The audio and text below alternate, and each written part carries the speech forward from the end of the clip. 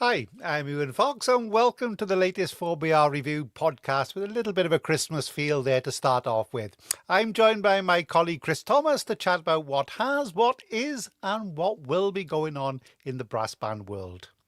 For this latest episode, we are going to explore an intriguing question and whether or not there's been a subtle yet significant change in outlook in the music being performed at major contests, concerts and on recordings. It follows the music heard at the Albert Hall Brass in Concert and at various European National Championships of late, as well as high-profile concerts and CD releases, whilst in the last week or so we got to find out what was in store at the 2026 RNCM International Brass Band Festival. So, is this the potential start of a new era of less sugar and more musical fibre in our diet, or just a temporary hiatus before we head back on the same old habits? As always, your views and opinions are key to that, so please be part of the live discussion by posting your comments in the YouTube comment box on the screen. All that, and we hope just to have enough time to give our thoughts on some of the latest CD releases, a couple of old LPs, and something to put into your Xmas stocking for the one you love this festive year.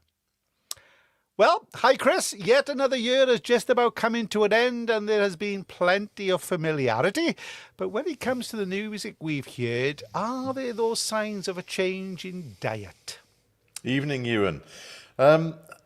Yeah, some green shoots maybe, I think is probably the best way to put it, Ewan. I think we have seen, I think, subtle changes this year. Not wholesale changes, but I think some interesting developments in entertainment contests, one or two very, very interesting programs in Brass in Concert, and you were in Sidis, which we're going to be talking about, I know, in a little while.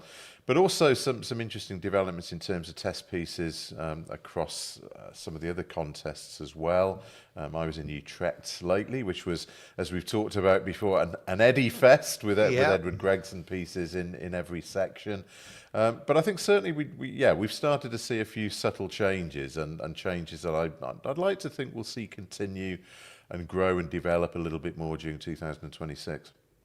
Yeah, as you say, we have had a year now, but we use the term familiarity nicely when it comes to Eddie Gregson, of course, because it was his 80th celebrations year. Absolutely. But I said, going back to the Royal Albert Hall, where we heard Symphony in Two Movements, and I say you were in Utrecht, where you heard not just in the elite section, but some of his great works in the lower sections that were used as well. And then I think a key point came in Brass in Concert, the victory of the Cooperation Band. And then we had Sidis as well, which saw another a victory for the Ikanger Band. But mention of the Cooperation Band, and they put a fantastic performance on, is the wonderful Coco Chanel. Great picture taken by Tyneside Photography, who were there. The chap took some wonderful pictures. So that was Coco. But there seemed to be like a slight readjustment of the balance between the entertainment factor and the substance of the music, notably by the winners, the Cooperation Band, but also the runners-up, Brighouse and Rastrick, and others. And I know both of us have looked back on the WOBplay broadcast, and it is significant that what we're saying about the way in which the adjudication process is there, it seems to have really now done its job, and the penny has finally dropped, and bands are putting more substance to the music as well as putting a lot of thought into the entertainment. Yeah, I mean, I think the programs were still very eclectic at Brass in Concert. I mean, there was a huge range of approaches of structured programs. As always, some worked and some didn't. I thought Cooperation and Katrina Marzella Wheeler brought, I thought, a new level of sophistication to that contest. Musical sophistication in terms of the way that the program was presented, and most importantly, a very, very direct link to the classical music world in its basis of the riot at the world premiere of the Rite of Spring. Very cleverly put together, very cleverly structured, brilliantly performed, thoughtfully narrated, and with interesting composers contributing to the mix. I mean, I would say that I think it was probably the best program in that respect that I've ever seen at Brass in Concert. Yeah, I have to say, and as well, then you got Brighouse and Rastrick, etc. I know we can go back over it, but I think that was the first time we've talked about what's happening on the test piece contest stage. We'll go on to that there. But I think on the first time at the very elite level, we saw a little bit of it I did at Sidis with Ikanger and some of the Norwegian bands. They have a much more structured substance to the formula that they use in their performances, and possibly they've got to opt in slightly a different direction. But there at Brass in Concert, after all these years, we thought, we know what we're going to actually get. But all of a sudden, these bands came along and have really bought into doing something different. And it was so refreshing. And I think that's one of the reasons why, at the end of the day, the audience, I have to say this, the audience there left absolutely thoroughly and totally entertained. Not particularly bothered about one, but it was that entertainment that they got, and especially at the top end. It was a sellout, Ewan, wasn't it? And that speaks for itself. People loved the event. They absolutely loved the event, and rightly so. It's unique in the UK. It's a fabulous event. The very best of banding, presenting what should be the very best of light entertainment. And actually, that's what we got. It's interesting. I go back to the days years and years and years ago when I played in Brass in Concert, where there wasn't a costume in sight, Ewan, back then. And I mean, I'm going back to the 1980s when it was very much a little bit like the Granada Band of the Year. I mean, and then things changed when Grimethorpe and Desford started doing things at the Granada Band of the Year, and eventually the same thing started to happen at Brass in Concert. But in the days when I played in Brass in Concert, you sat on the stage and you played a straight concert program.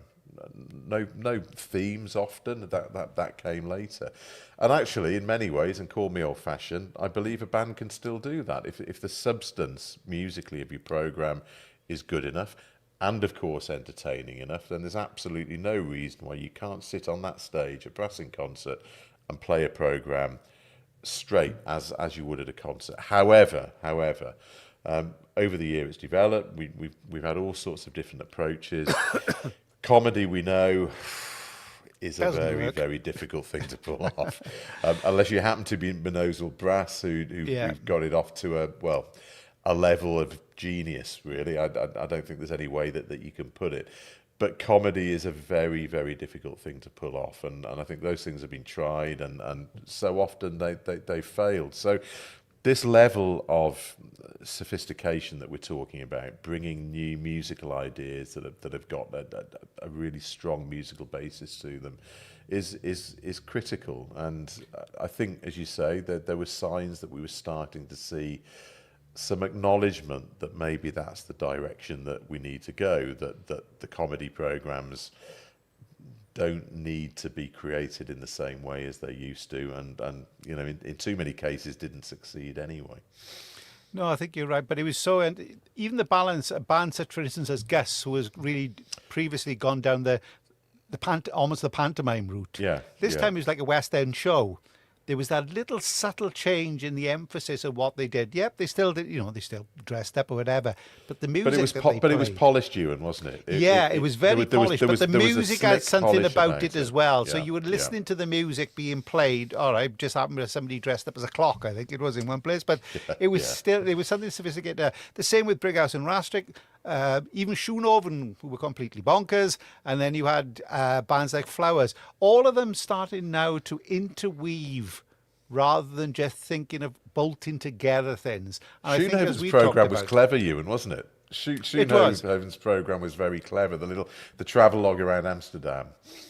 Yeah, it was good. So in that aspect, hopefully Brass in Concert, and it boasts itself as being the leading brass entertainment competition in the world. And on the evidence that came, for this event, you have to say it fully justified that. Yeah, absolutely. Not only for the organisation, which was excellent, but also the way in which the bands have now finally got that ethos. They know Yeah. now it's not just about slapstick. They know it's not just about style. Yeah, There has to yeah. be substance there, and that was Yeah. it. Talking of which, substance, I, of course, went to the Swiss National Championships in Indeed. Lucerne.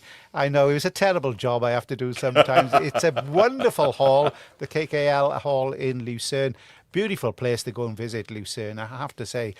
It's a town, I think it is. It's about 80,000. They have a lot of people coming in, visitors each day, but it's not been spoilt at all. And in the background, you got all the mountains and that. But the hall itself, wonderful, great atmosphere there, brilliantly run event. But importantly, talking about as we are the music, this year for the 50th anniversary, they commissioned all brand new set works. Yeah.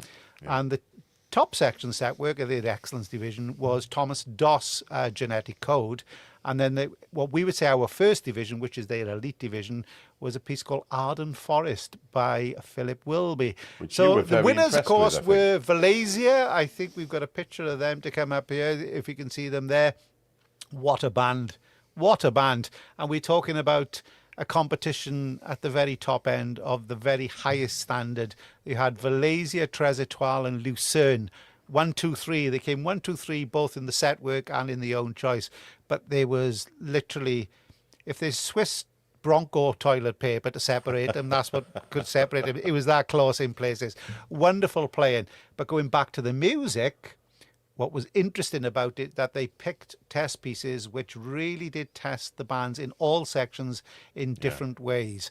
And the one of them, I have to say, came from the winners, Valesia, and that was Torstein Argod Nielsen's, it was called Mnemosyne Phrases, based on how memory of the muses of the art in Greek mythology work. There he is, this Torstein. He had a very good weekend because his favourite football team, Liverpool, actually won a game for once. So he was very, very happy.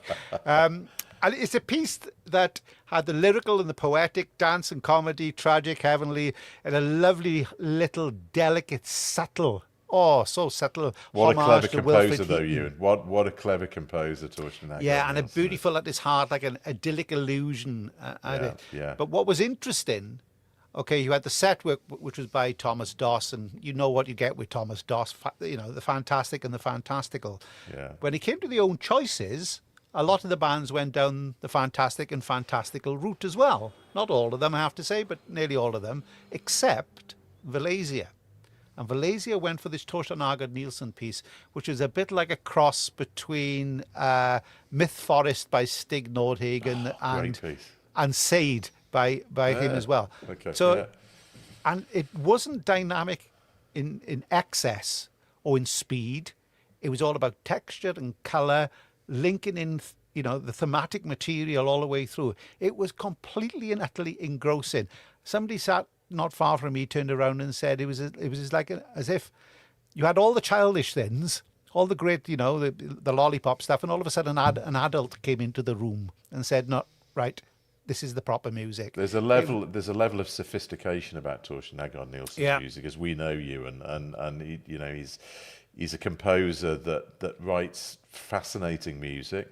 He's got a very, very strong technique, but structurally his music is so impressive. It's so well bound together. It's so well. There's a journey through all of his pieces, which I always find fascinating. And I think that was the key to it. Some of the own choice pieces, I have to say, they have fantastical titles, etc., and try to cram everything into it. We've said this before. There's not an empty bar. There's not much space in between them. There's always an effect going on. But this didn't have that at all. Most notably with regards to the dynamics. When it asked for quiet playing, it did, but there was levels. And we've heard it before with Valesia. They did a piece called Glass by Simon Dobson a few years ago, built on layers of texture. So you actually heard pianissimo, piano, mezzo forte, forte, fortissimo, and only then occasionally did they, let the funnels go. Yeah, and when it came, you were absolutely stuck back in your chair. It was a wonderful piece, a brave choice in many ways, because as we say, a little bit like brass in concert, we thought this is the direction where everything is going. And all of a sudden, this has come along And it may be that this is the time, I think, with the Swiss, the penny has dropped. And they may be thinking again, let's have a look at our, especially our own choice pieces, where we go in a subtle and different direction. Yeah.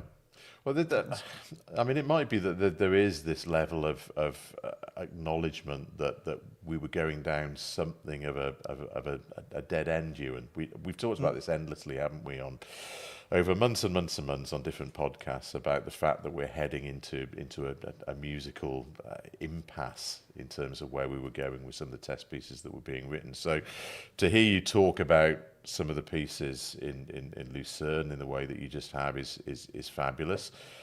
We had it in Utrecht where I was, but in a very different way, because far from 4 new pieces or 5 new pieces, we actually had some of Eddie's oldest music. And yet what I found so compelling about that was that, first of all, the older pieces, we had Rococo in the top section. Obviously, that's much more recent, but a fabulous piece. But what I found so compelling about the lower sections was we had Partita, we had Occasion, we had the Plantagenets, we had Connotations, all pieces written a long time ago, mainly in the 1970s. And yet, they've stood up to the test of time remarkably well. They still sound fresh. They still sound vital. Secondly, the craftsmanship of those pieces just absolutely shines through. You can tell that the bands relished playing them. You can tell that the audiences loved listening to them. And I guess what it proves, in very simple terms, is that quality music always shines through. And they were great test pieces as well. They stand up on their own as high quality pieces of music, but because of that, they also double up as great test pieces. Now, talking to high quality test pieces, again, going back to the Swiss Championships, I have to give a little mention. There was a piece called Engineering of Genesis. I think that's the way it was called, by a composer called Theo Schmidt, which was played by Lucerne. And Theo Schmidt is a Swiss composer who's earning his living out in Los Angeles, in the Hollywood studios. Yeah. But the piece wasn't it was a touch of filmatic about it, but it had a little bit of like Swiss Nordic darkness also about it as well. It was a very interesting piece.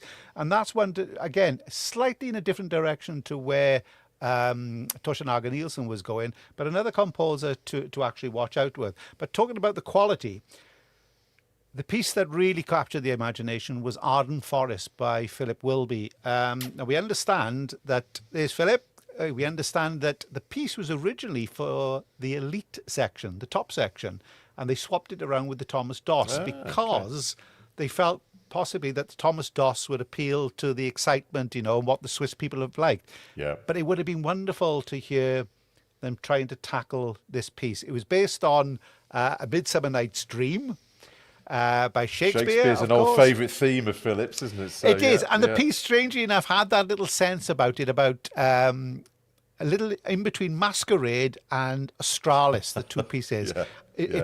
But it was so brilliantly written. And talking about other composers who tried to cram everything in, he did the whole Midsummer Night's Dream in 16 and a half minutes, did all the highlights and made sure that you knew exactly what the story was about. Nobody does like Moonlit Nights of Mystery quite like him, the way in which he writes. He's absolutely brilliant at it. And then nobody does a great, fantastic finish to a piece like him. There were magical moments in Masquerade, weren't there? Going back all those years to that. I mean, I remember that piece in the early 1990s, and there were some beautiful passages in Masquerade. And yeah, he has a habit of just being able to conjure those images in your mind, doesn't he? Moonlight rising, you can just feel it. It is there. But one of the interesting things, there was a link between the two pieces, between the Thomas Doss and Arden Forest. Both of them had really extensive trombone solos in it. Now the Thomas Doss one was like a klezmer dance. It was like Topol singing "If I Were a Rich Man." It was brilliant. I have to say, it was absolutely brilliant, and some of the players really captured it. But the Arden Forest in the other section had an extended trombone solo where the trombone was Bottom, the donkey, who the Queen of the Fairies falls in love as him as a donkey, whatever it is there. So he's actually like talking about his love for the Queen. But he does it with a plunger mute in, like a braying donkey. It was absolutely fantastic. And the players, really bought into it. It was great stuff. So you had those contrasts, but there's a piece that I think will have lasting value, it'll be that Arden Forest. It was Athens via Stoke-on-Trent, came to Lucerne with a bit of Shakespeare. It was absolutely brilliant. Where would it sit in the UK, Ewan? If interestingly you're talking about them changing it around between the two top sections, where would that sit if we were to use that in the UK? Championship, top championship. Yeah, that's British Open level, whatever. There was only a couple of bands that really got it, and it's a very high standard in Switzerland at that level. But only a couple of bands really mastered it, and it was right at the end of what they were able to do. None of them were fully at ease with it, so it really was for the other section. But great piece from that one. The other one as well I have to give a mention to was Simon Dobson's Thought Gap. And there's Simon. I don't know what he's thinking about there, I have to say. I think he did a piece about bees or something like that a few years ago, and I think he was in bee mode there. He was there, And I have to give it him. He can get away with it. If I dressed up like that, I'd be sectioned and put into hospital for the next 10 years. I can't even bring myself to think about it, Ewan. But again, a wonderful little piece, about 12, 13 minutes long, based on a visitation, he said, of 3 thoughts that came into his mind. So it was a little bit like a Christmas carol, I think it was. So the 3 thoughts were darkness, lucidity, and light. And he just drew them into like a little 3-movement suite. Complete different characters, each of them. And it was brilliant. And we've heard this completely. It was absolutely fantastic little piece. We've heard this from Simon Dobson before. He's written some terrific test pieces at the top level, but he's very, very adept at writing music for some of the lower sections as well, isn't he? We've heard it in the past. We've heard it with pieces like Pen Lee, which beautifully written, and again, music that says something musically, even though it's written predominantly for lower section bands. I think his piece in Switzerland was 3rd section. Am I right? It's hard 3rd section. It'd be top of 2nd section, I would say, if it came into the UK. But there was another piece by Bert Appermont called La Geometrica, which again, a very interesting piece. There was another piece by Thierry de la Royale called The Seal of Unity, which is all about Switzerland coming together in the 16th century. Great little pieces. So there's a lot of quality out there. And again, they weren't all bells and whistles pieces. They were thoughtful pieces that came through. Which brings me to a comment that has come through. Sandy Smith, thanks for joining us, Sandy. He says, my friend Andy Cook said in our podcast earlier this year, check out the Smith and Grezzy podcast, please do that. And he said, we don't need pieces which last 20 minutes, we need music that lasts 20 years. And when it comes to Torstein Hagen Nielsen and especially Philip Wilby, they'll last even longer than 20 years, those, I think. Yeah. And I think Alec Gallagher, he's also come on. Thanks, Alec. I'm going to give you a mention later on. Thank you for doing something for us. He said, Hagen Nielsen has been with us for 40 years. Blimey, he's worn well as Torstein. The Open and the Nationals have never selected his music. What does that say about these contests, if anything? Indeed it does, point. but I have to say that there is an appetite for his music and understanding for it in Norway, especially, also in Switzerland and in parts in the UK. I would love to hear more of his music. Old Licks Blues Up and Sade and some of these, pieces. Great pieces. Bard, do you remember that one, Ewan? Dawn Song of the Fabulous Birds. That was a bit of Messiaen for brass band, wasn't there? Opening with that fearsome baritone solo. But what a piece! What a piece! Yeah. So those are absolutely fantastic. So that's great. So contesting wise, on the entertainment side, we've touched on it. There may be a possible change there. And the main competition-wise, if we look at what's happening possibly in Switzerland, which has been the driving engine really in the last couple of years, especially when it comes to repertoire, new repertoire, that may be something that be doing it. And so I'll go back to you then on the concert platform, because you went up to North Wales to the festival to listen to the Fodens Band with a new piece by Paul Mealer. And that was certainly a piece that didn't have bells and whistles. Really, really interesting piece, Ewan. I mean, this was a celebratory concert by Foden's for Paul's 50th birthday. Congratulations to Paul. He was 50 last week. So it was a celebratory concert which featured some really fascinating music, but his latest piece, Tranquil Abiding, which will be programmed again, by the way, at the Festival of Brass at the Yes. Royal Northern in January. So there'll be an opportunity for people to hear it then. I also believe it was recorded on the night of the concert on Saturday for broadcast on Radio 3.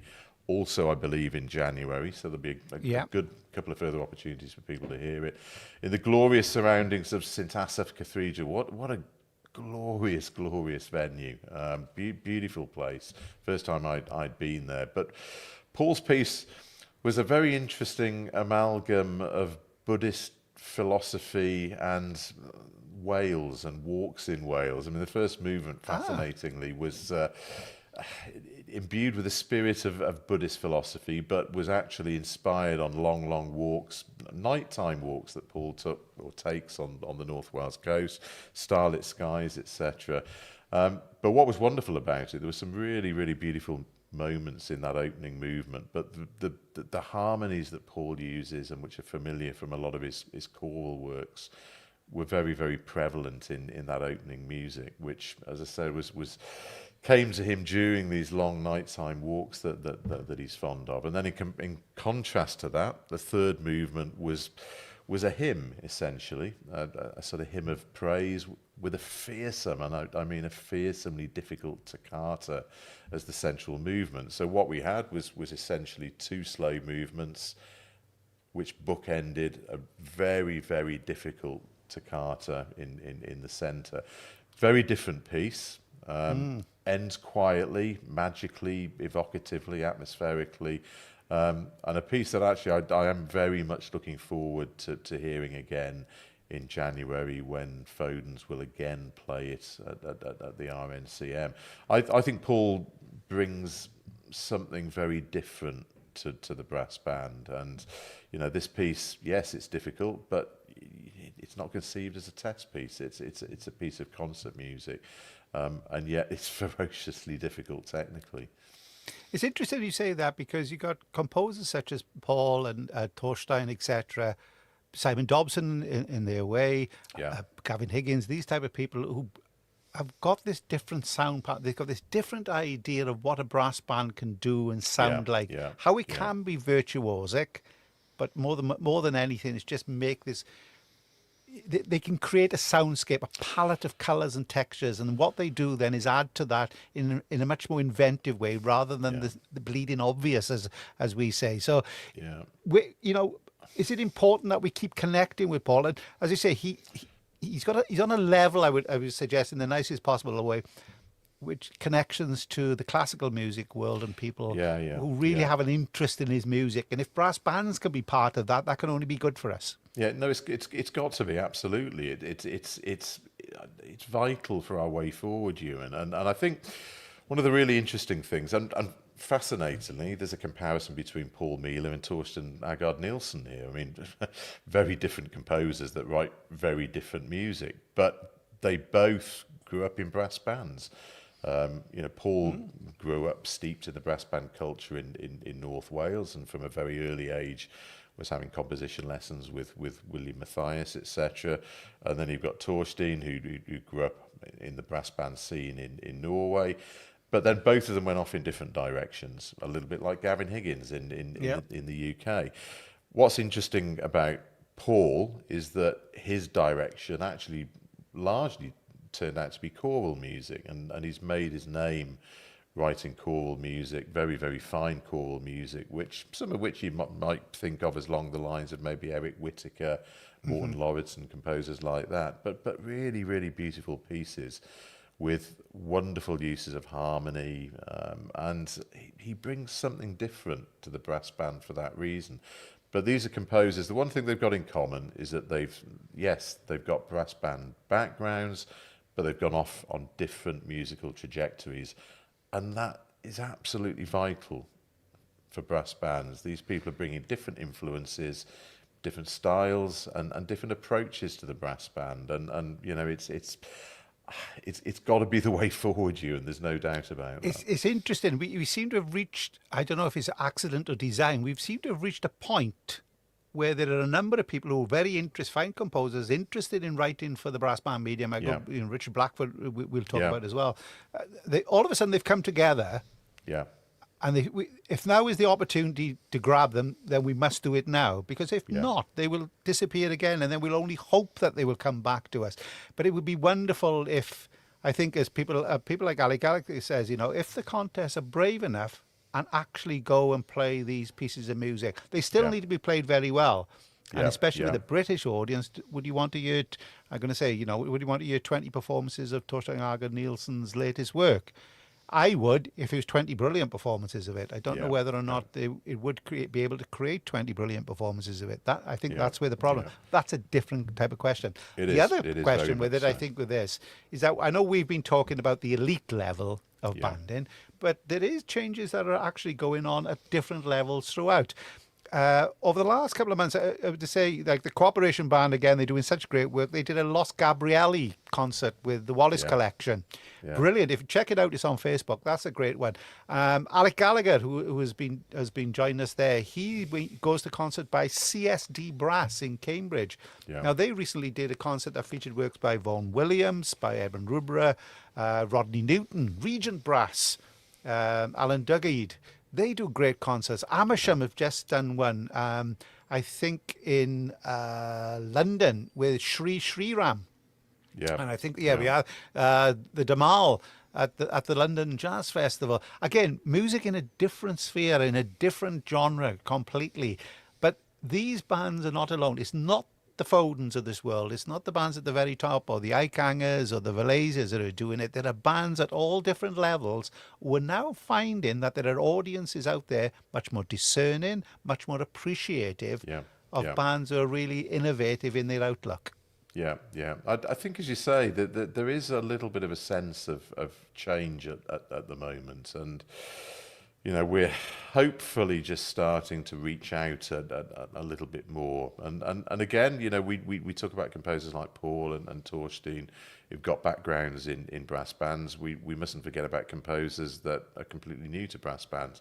Richard Blackford being an obvious example, and we'll talk a little bit about his new piece Orbital in due course. So it really is a case of reaching out, because if we just start to think about what Torstein Agard Nielsen brought to your experience in Switzerland, if we think about what Paul Miller brought to that concert in St. Asaph Cathedral, we need this new lifeblood coming into the movement. Yeah, and again, it's interesting. I just give it some mentions as well as we go along. Bones Apart, wonderful trombone quartet. They did a concert called Wonder Women, which featured all female composers. You had the album band who went with Carl Jenkins for the Armed Man at a packed Brownwind Hall in Swansea. Different. Yeah. But then as we go into the recording with CDs, etc., Corey have just gone back and, they're doing a long-term series of looking back at classic repertoire of their cornerstones. And they've just touched on Howells, Jenkins and Wilby and Vinter. The ISB has just been doing some parts of the Heritage series. And there's one I have to give a little nod to is Brass Odyssey, which Alec Gallagher has done a review. I know you've been listening of the work of Robin Stevens, and of course you've got Black Dyke who've done the Respighi in a different way as well. So these bands are making these connections in different ways. Yeah, absolutely. I mean, Brass Odyssey, I thought it was a really, really interesting disc, and I mean the piece, the main piece on that recording, Brass Odyssey. I mean, it's a gargantuan piece. I mean, a huge two-movement piece, ferociously difficult, as you well know, Ewan, because you were at the sessions with Tredegar. But actually, one thing that I learned about that recording, I mean, it was my first acquaintance with Robin Stevens' music, and one thing I learned is that actually a lot of that music isn't new. I mean, a lot of the music on that recording, which, by the way, isn't all music for brass band. I mean, there's some terrific solo pieces which feature some of the soloists from Tredegar. It's a fascinating piece for two French horns on there. But some of this music goes back 20 years, Ewan, would you say? Something like that. So this is a composer who is a cellist.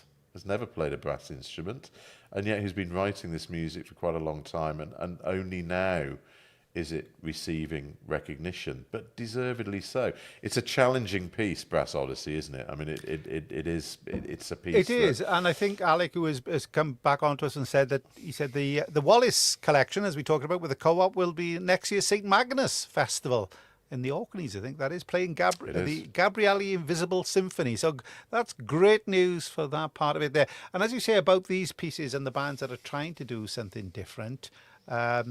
Even the soloists, we'll talk about David Child Still Glides the Stream, Imogen Whitehead done at the CD Connection, Brett Baker, the heroic trombone, where he's playing Mandrick in the corner, and these type of things. So all these type of things have been happening. And then all this, and we got something to look forward to at the 2026 International Brass Band Festival at the RNCM. A lot to look forward to, yeah. And I'm going to say a mention of the RNCM, and we'll bring it up. There it is, the old Royal Northern College of Music, that old sign you walk past every time you have to go through the doors there. And again, there's been a wonderfully curated programme there in the past by Paul Hindmarsh, but on this occasion, of course, by Dr. David Thornton.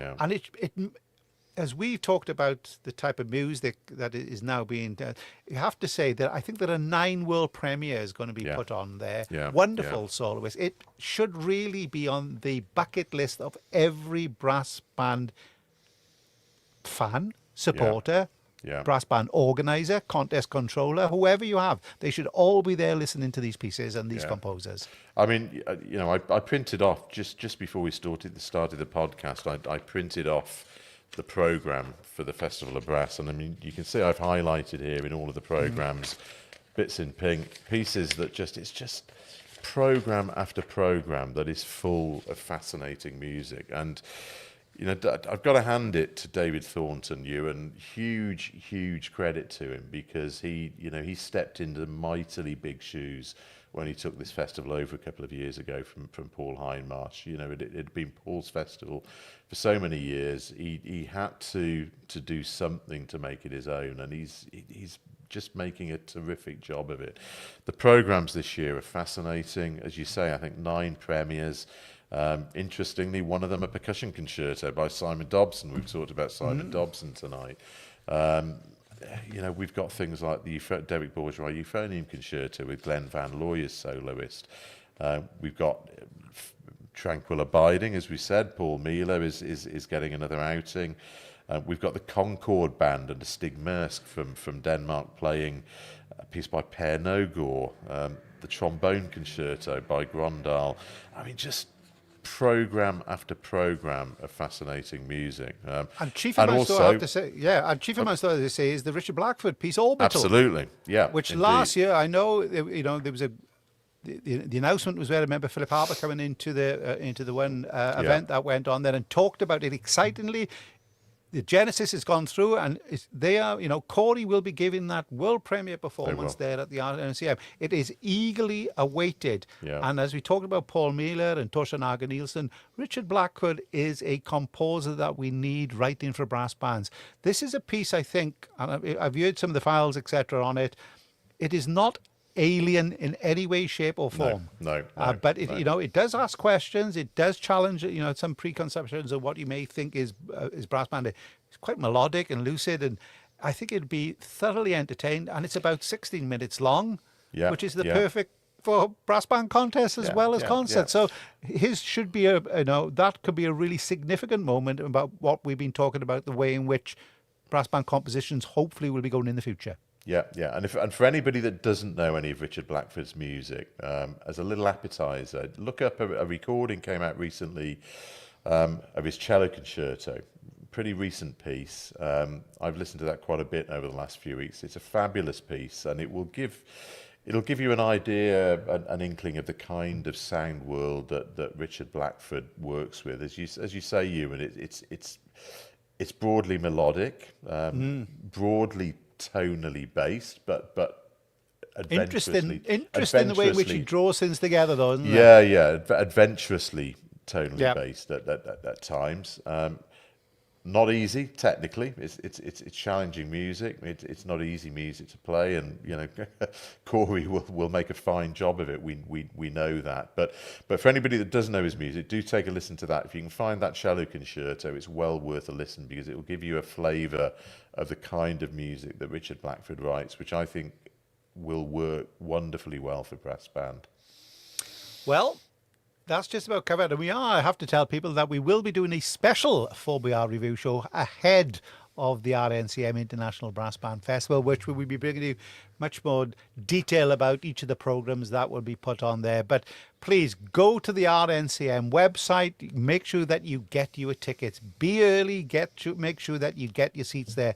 It's going to be a Friday, Saturday and a Sunday of wonderful music making. And it was pretty full last year, Ewan, wasn't it? It was indeed, yeah. Full. And there's been good take up of tickets already, but please do it, because this, as we talked about, there is an audience for high quality brass band music making of serious contemporary and classic music, etc. And it really does need to be supported, so please do that.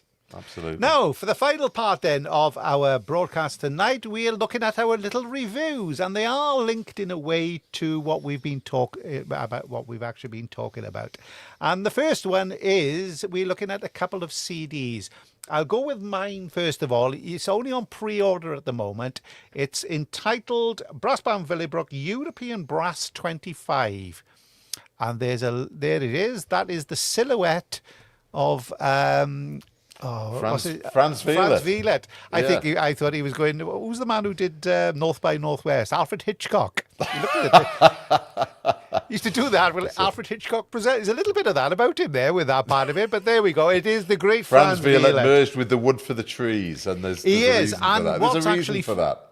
Yeah, what's actually featured on there are the two pieces that won them the European title in Stavanger: Transitions in Energy, Frederick Schelderup, and The Forest for the Trees, that piece that they played by Wim Becks. Yeah. So they're doing it. It's a wonderful celebration on there. There's also a little bit of lightweight stuff. Dragonfly, which is a euphonium solo by Kevin Van Giel. Stein Yeagert's piece, which they actually played, called Orpheus and Eurydice, which they played his test piece, which he used at the Belgian National Championships. And played it in Utrecht, actually. Willebroek gave a concert in Utrecht. They did it there. And it was actually a pre-contest out. And a slightly different version of it was actually played by brass band Bernard Oberland in Switzerland. Okay. There's a lot packed into it, I have to say. It's one heck of a story. It is. The only thing that's missing is the can in it, I think, from Orpheus. But it's a great piece. But I would really recommend it. What a wonderful band. They've done some great recordings recently over the last year or so, both solo recordings and band recordings. But this, I think, will be an absolute cracker. So one from you, and the one that we have talked about a little bit, and I know it's been held up in customs and all that sort of stuff. Yes, apparently Still so. glides the stream, those contemporary works. David Charles, finally got a copy myself, I have to say.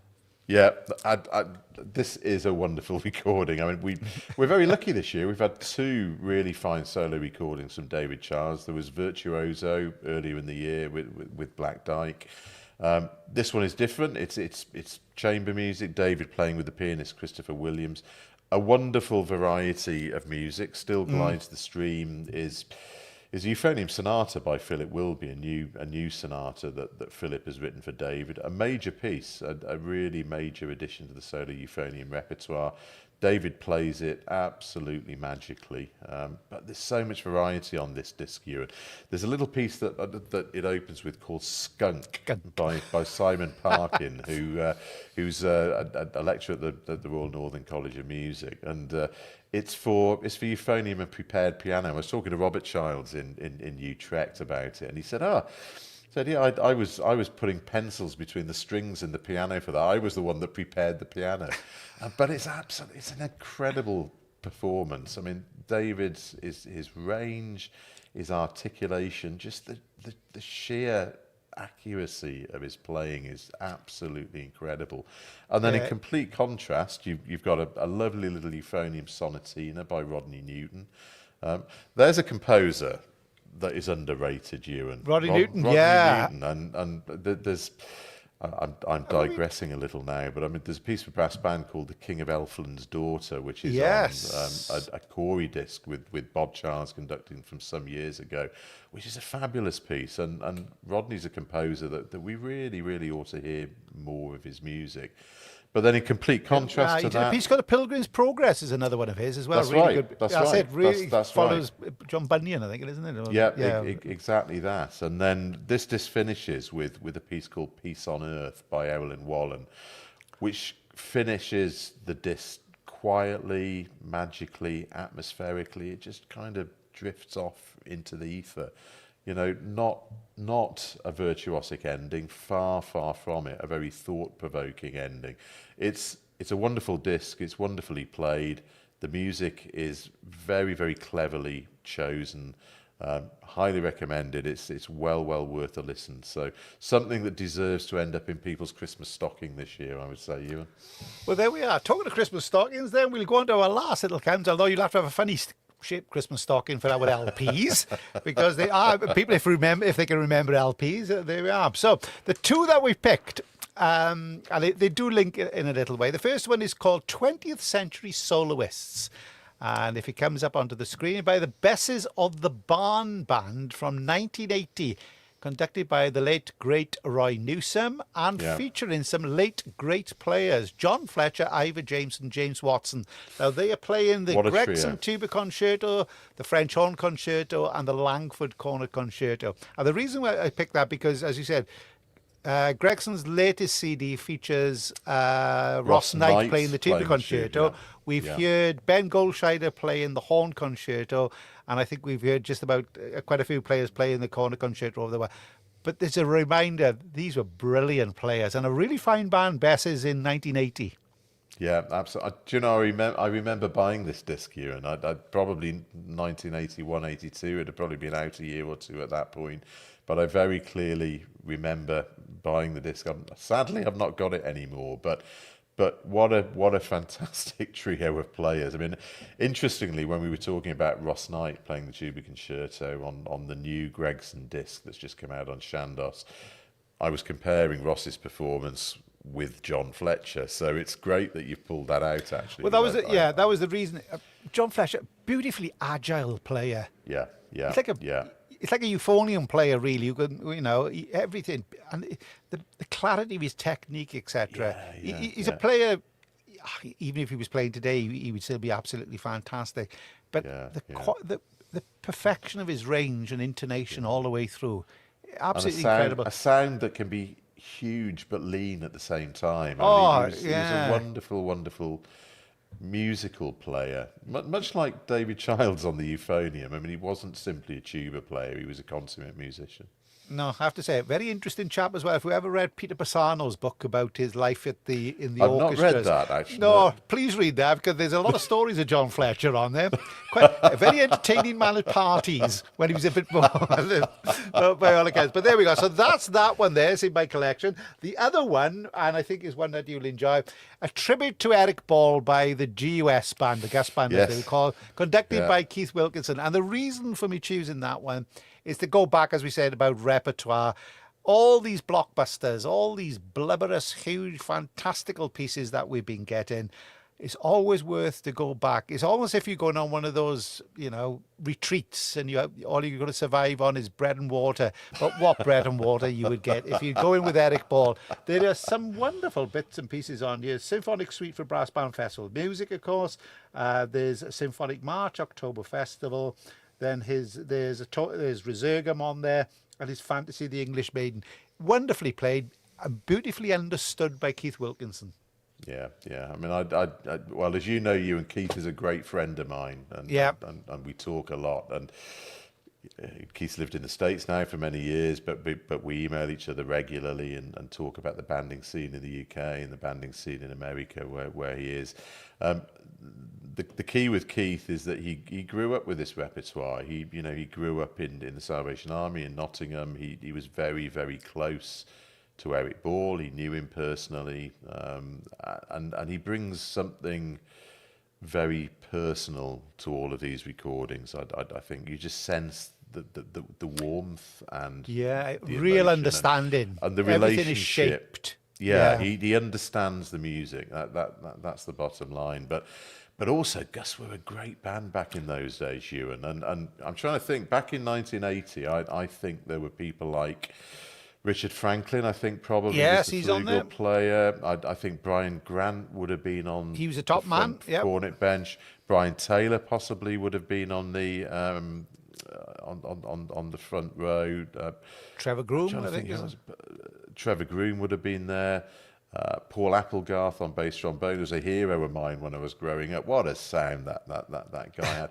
I mean, Keith just had a fabulous band back then, and I think that comes through on some of these performances. In fact, there's a batch of Gus recordings from around that time which demonstrate just what a fine band he had a Gus were. really good outlook with that band. I always remember, I think we followed it on once at the Royal Albert Hall. I think it may be on Cloudcatcher Fells, I think it was. Yeah. Oh, no, yeah. Ballyfor Band, that's it. And we were wearing the same colour uniforms. Yes, And everybody went out, yeah. and then we came onto the stage, and they all turned around, thought they were coming on like for a second go, and then once they realised it was us at Tredegar, they all went out. It was good. Fine, but I think they came third that day. They were super band. Anyway, I actually won the area one year playing Journey into Freedom under Keith. Actually, when I was at Davis's, and talking about his relationship with Eric Ball, I look back on that contest very fondly. It was when the Midlands area was in the Royal Concert Hall in Nottingham, and I remember it not just because we won off number one, which was quite nice, but I remember it because of the passion that Keith put into Eric Ball's music. So I remember witnessing at first hand the connection between Keith and Eric Ball, and it was a pretty wonderful thing when he was sitting in a band room witnessing it at first hand. Oh, well, great stuff. And I know he's well, having a great life. He is out in indeed. America. He's very well. Yeah, he's great. yeah. And it's great to have him when he comes back back home every now and again. We see him. He's wonderful there. Yeah. So, two final ones then. Ones to put into your stockings. They are two oldies, but they're well worth it. The first one, got to say, Richard Evans, Still Beating.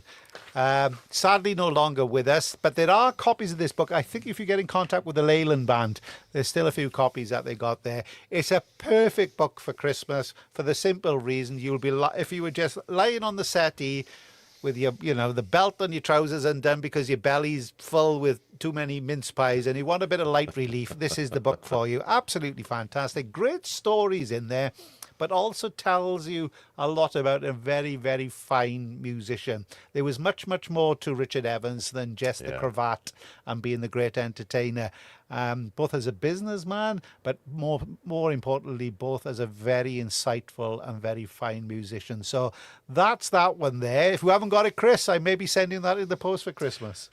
Well, I've got a book called Dick the Stick. Have you got that one, Ewan? Which I don't know whether that's an earlier version of the same book, but that's full of Richard Evans anecdotes as well. So whether that's a republished version of it, I think this is the second version. Maybe I'll have to find out, but that's well worth having as well.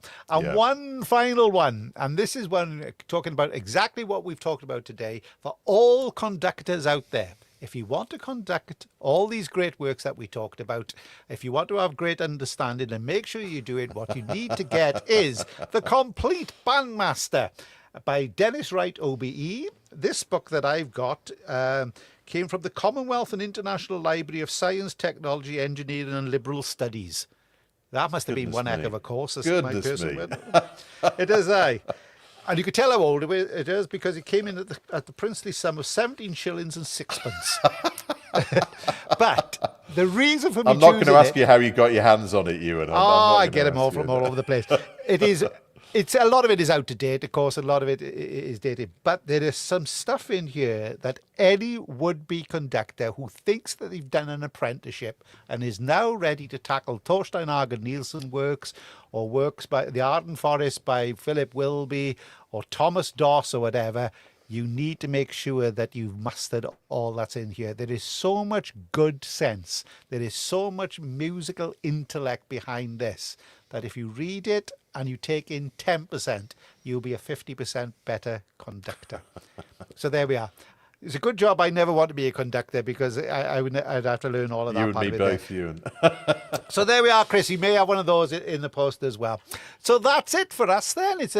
We've managed to cram in quite a bit into our 55 minutes, and I really enjoyed it. Been great as well to catch up, Chris, and to find out a little bit more. As I said, we will be coming back in a fortnight's time on the 17th, Wednesday the 17th of December, to do our Christmas program, which we'll be talking about some personal highlights, I think, of the year, before we announce the long list of the 4Barsrest awards, etc., which will then be announced on Christmas Day. But there'll be a couple of personal highlights. So if we please come and join us then, and please remember to subscribe, to like, and to bookmark the broadcast that we have here, and I hope that you'll enjoy it many, many more times over the coming weeks. Chris, many thanks for joining us. I hope you have a great rest of the weekend there. I'm going to go off and listen to yet more new contemporary brass band music. I don't know about you. Many thanks indeed.